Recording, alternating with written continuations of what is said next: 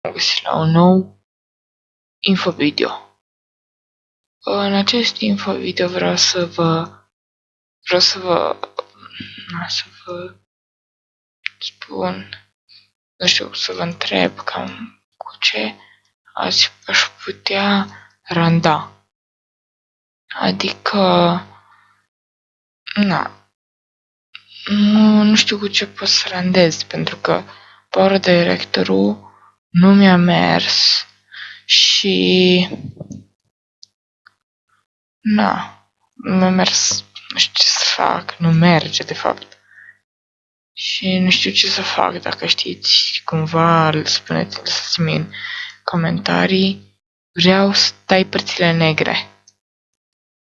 Și nu știu cu ce să tai părțile negre.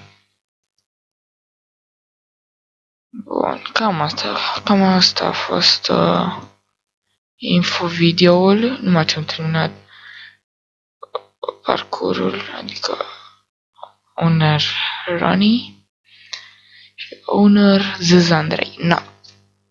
Cam asta a fost infovideoul.